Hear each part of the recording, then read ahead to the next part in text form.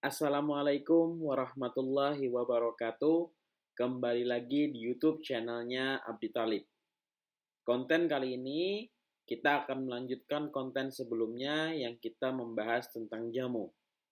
Tetapi di konten kali ini kita akan menjelaskan atau sedikit memberikan gambaran bagaimana tentang bahan kimia obat atau yang dikenal sebagai BKO. Tetapi kita akan persempit pembahasannya adalah tanya jawab bahan kimia obat atau BKO di dalam obat tradisional atau yang dikenal dengan jamu. Untuk kali ini, aku mengambil beberapa tanya jawab yang ada di www.pom.go.id. Nah, bagaimana sih tanya jawab seputar bahan kimia obat di dalam jamu? Oke, yang pertama, menurut peraturan di Indonesia, apa sih yang dinamakan sebagai obat tradisional atau jamu?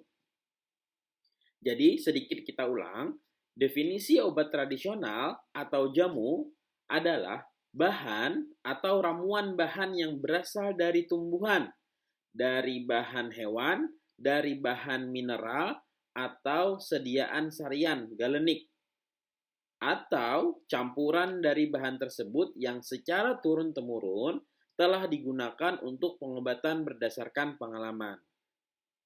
Pertanyaan yang kedua, apakah yang disebut BKO, bahan kimia obat yang ditambahkan ke dalam jamu di Indonesia? Jadi, BKO atau bahan kimia obat tersebut adalah senyawa sintetis atau bisa juga produk kimiawi yang berasal dari bahan alam yang umumnya digunakan pada pengobatan modern. Penggunaan BKO, bahan kimia obat, pada pengobatan modern selalu disertai dengan takaran atau dosis, aturan pakai yang jelas, dan peringatan-peringatan akan bahaya dalam penggunaannya demi menjaga keamanan penggunanya. Meski demikian, sebagai bahan kimia asing bagi tubuh, tetap saja kita harus waspada karena banyaknya kemungkinan terjadi efek samping yang diakibatkan oleh bahan kimia obat. Pertanyaan yang ketiga, apakah obat tradisional atau jamu di Indonesia diperkenankan mengandung bahan kimia obat atau BKO? Jadi jawabannya adalah obat tradisional atau jamu di Indonesia itu tidak diperkenankan menggunakan bahan kimia obat atau BKO. Jadi di Indonesia jamu tidak diperkenankan atau tidak diperbolehkan mengandung bahan kimia obat BKO. Pertanyaan keempat, mengapa ketentuan obat tradisional atau jamu di Indonesia tidak membolehkannya adanya bahan kimia obat, sedangkan di beberapa negara lain ada yang membolehkan? Jawabannya, karena obat tradisional atau jamu di Indonesia diedarkan secara bebas, merupakan produk OTC, sehingga konsumen dapat menggunakan setiap saat, kapanpun konsumen menghendaki. Bila pada obat tradisional terdapat bahan kimia obat, terdapat BKO, maka penggunaan yang terus-menerus atau berlebihan akan menimbulkan resiko yang membahayakan kesehatan tubuh. Pertanyaan yang kelima, sejauh mana bahaya penambahan BKO pada jamu atau obat tradisional? Bahan kimia obat yang ditambahkan ke dalam jamu umumnya dimasukkan untuk menghilangkan gejala sakit dengan segera, menghilangkan gejala sakit dengan cepat. Misal seperti pegalino. Secara farmakologis, menekan rangsang makan pada susunan syaraf pusat, seperti pada obat-obat pelangsing, atau meningkatkan aliran darah ke korpus cavernosum dengan segera, seperti pada obat-obat peningkat stamina pria. Umumnya, bahan kimia obat yang digunakan adalah obat keras atau daftar G yang sebagian besar menimbulkan efek samping ringan sampai berat, seperti iritasi saluran pencernaan, gangguan penglihatan, atau gangguan ritme irama jantung. Pada efek samping ringan, biasanya gangguan atau kerusakan yang terjadi dapat bersifat sementara atau reversibel. Bahkan pada efek samping berat bisa terjadi gangguan atau kerusakan permanen pada jaringan atau organ sampai kematian. Terus, pertanyaan yang keenam, bagaimana cara pemerintah melalui Badan POM, Badan Pengawas Obat dan Makanan, melindungi masyarakat dari pencemaran BKO ke dalam jamu? Jawabannya, pemerintah melalui Badan Pengawas Obat dan Makanan melakukan pengawasan produksi, distribusi, serta impor obat tradisional demi melindungi masyarakat dari produk yang tidak aman bagi kesehatan. Pengawasan ini dilakukan melalui dari persyaratan cara pembuatan obat tradisional yang baik yang disebut CPOTB, persyaratan administrasi atau teknis pada saat pendaftaran, terus sampai ke pengawasan sesudah produk beredar di masyarakat. Pengawasan sesudah produk beredar dilakukan dengan cara sampling produk secara berkala, maupun inspeksi pada sarana produksi untuk memantau apakah produsen jamu atau obat tradisional tersebut masih melakukan pembuatan secara CPOTB. Dengan demikian, diharapkan obat tradisional atau jamu dibuat sesuai ketentuan yang berlaku, yaitu memenuhi syarat-syarat CPOTB, bermutu dan aman digunakan. Pertanyaan yang ketujuh, BKO apa saja yang biasanya ditambahkan ke dalam jamu atau ke dalam obat tradisional?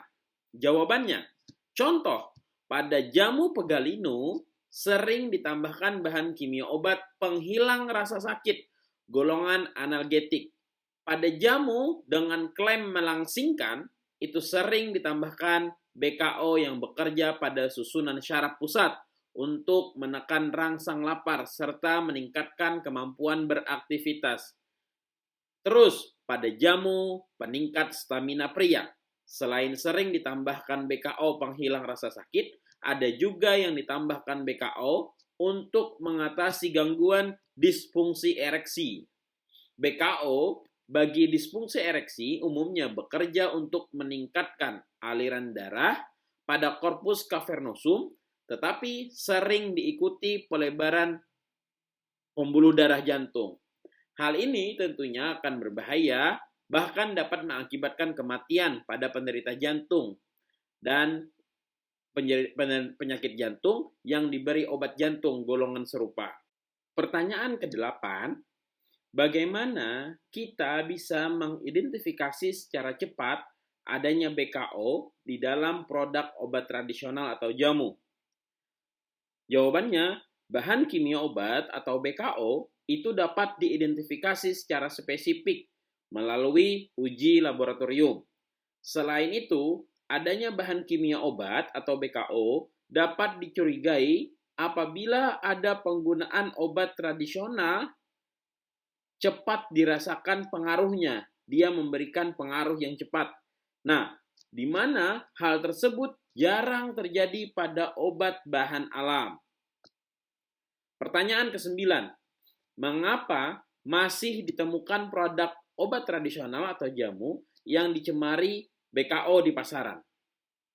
Jawabannya, Badan Pengawas Obat dan Makanan masih menemukan obat tradisional yang dicemari BKO disebabkan beberapa hal. Yang pertama, rendahnya kepatuhan beberapa produsen terhadap ketentuan yang berlaku di bidang obat tradisional. Yang kedua, adanya kompetisi tidak sehat untuk lebih meningkatkan penjualan produknya dengan memasarkan obat tradisional yang ditambahkan BKO demi keuntungan finansial semata tanpa memperhatikan perlindungan konsumen.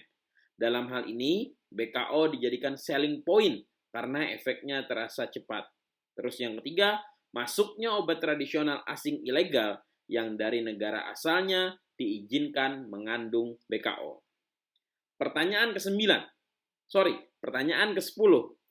Apa yang dilakukan pemerintah melalui Badan Pengawas Obat dan Makanan dalam menindaklanjuti temuan obat tradisional yang dicemari bahan kimia obat? Jawabannya, apabila ditemui obat tradisional yang di dalamnya terdapat BKO, terdapat bahan kimia obat, maka Badan Pengawas Obat dan Makanan akan melakukan langkah-langkah sebagai berikut terhadap produsen. Yang pertama, peringatan tertulis. Yang kedua, penarikan obat dari peredaran, termasuk penarikan iklan. Yang ketiga, penghentian sementara kegiatan pembuatan, distribusi, penyimpanan, pengangkutan, dan penyerahan obat. Yang keempat, pembekuan atau pencabutan izin edar obat. Selain menjatuhkan sanksi ke produsen, Badan Pengawas Obat Makanan juga menerbitkan public warning atau peringatan untuk menginformasikan kepada masyarakat luas agar tidak membeli atau mengkonsumsi obat tradisional yang dicemari BKO, bahan kimia obat. Daftar obat tradisional yang mengandung BKO itu dicantumkan pada lampiran tiap-tiap public warning. Pertanyaan yang terakhir atau pertanyaan ke-11. Bagaimana regulasi obat tradisional di ASEAN berkaitan dengan adanya harmonisasi ASEAN? Pada tahun 2010 akan diterapkan kesepakatan bersama mengenai perdagangan obat tradisional di ASEAN. Untuk menjamin mutu dan keamanan produk, persyaratannya tidak lagi ditetapkan oleh masing-masing negara, melainkan berdasarkan kesepakatan bersama negara anggota ASEAN. Dengan cara ini diharapkan setiap produk obat tradisional dapat dijual ke negara anggota ASEAN tanpa harus mendaftar ulang karena persyaratan sudah dipenuhi oleh negara asalnya. Oke, itu tadi 11 tanya jawab tentang bahan kimia obat yang saya ambil dari www.pom.go.id. Semoga bermanfaat buat teman-teman. Salah hilap, mohon maaf. Kalau bermanfaat, jangan lupa like, share, dan subscribe.